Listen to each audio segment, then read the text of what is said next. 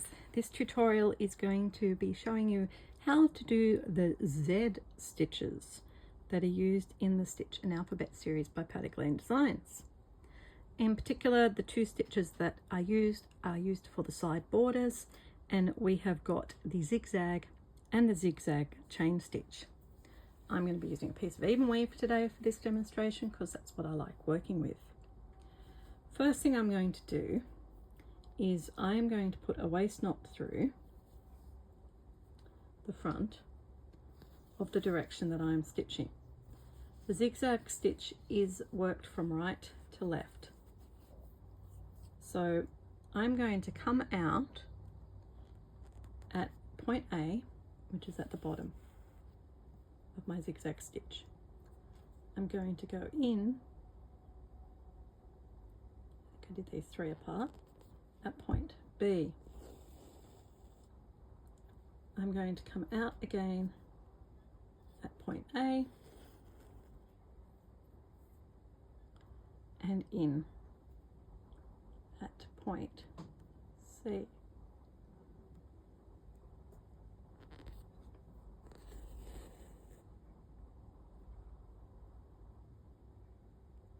I'm going to come out at point D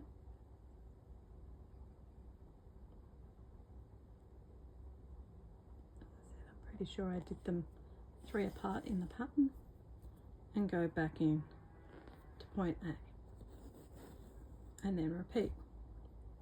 Come out bottom,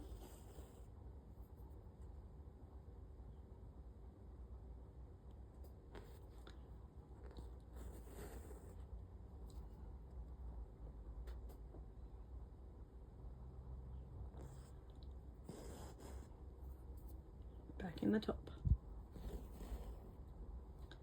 back in the same hole at the bottom that we just started the last one in, out of A,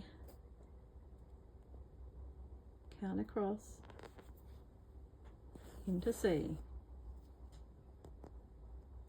out at D, back into C, out at A. So you notice B's already gone after the first one. I just realised doing this that my phone has I'm doing this small with a really good magnifier if I actually look in the camera instead of what I'm doing underneath. So there you go. You have your zigzag stitch, which makes a nice border. To end it off, see how I've been stitching over those ones? I would run it under the threads, and then I would run it back through again, a couple of them, just so that it is securely tightened off. Snip the edge of the waist knot to get it out of the way, and there we have our beautiful zigzag stitch. Now, the second one we're going to be doing is the zigzag chain stitch. And again, for the sake of this demonstration, I will be using a waist knot. Now, whereas the zigzag stitch we worked right to left, the zigzag chain stitch is worked from top to bottom. Okay, we're going to come out at point A. We're going to go back into point A, but holding a loop on the right. We're going to come out at point B,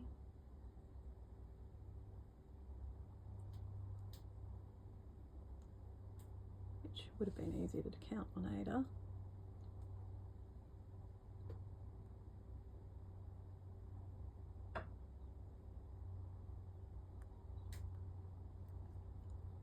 And we're going to make sure that we go through that loop to make the first chain. going to go back in the same hole at B to secure that chain, and then I'm going to come out at C.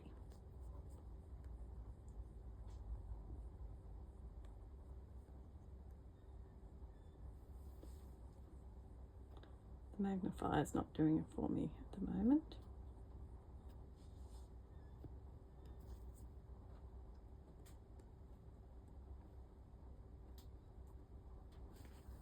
Come out at C. Again, make your loop. Back in at C.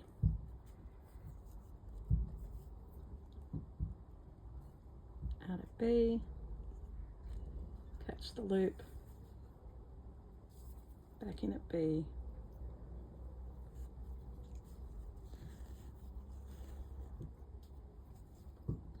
out at A,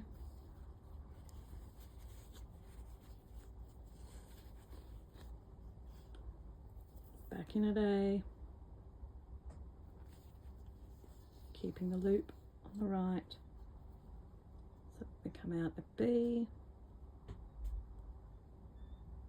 I'm not counting anymore, I'm just showing you. Back in at B.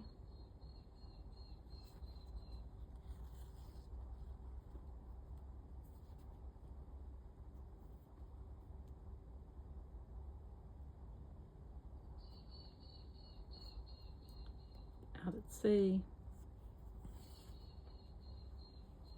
Keep the loop back in at C. Keeping the loop on the left. Out at B.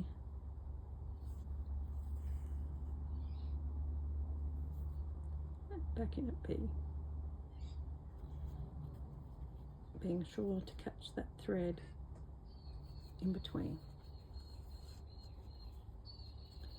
I caught it so good I went around the edge on the fabric. There we go. So you can see now you're starting to get some little chain stitches. And you just keep repeating that all the way down. You may want to make your life easy, potentially, if you can't count. You may want to actually, you know, count and dot with a air erasable pen so that you know where you're going to. As I said, on Ada it's far easier. So in at A, keeping the loop to the right, come up at B, catch that loop, go back in, out at C, keep the loop to the left, back in, out at B, the same hole, catching the loop in the middle to make the chain. When you have gotten as far as you want to get, you'll go back in at B, obviously, to finish it off, and then you run your thread underneath at the back, a couple of stitches, and I would go through a couple more and be sure to catch the loop to make a knot at the back.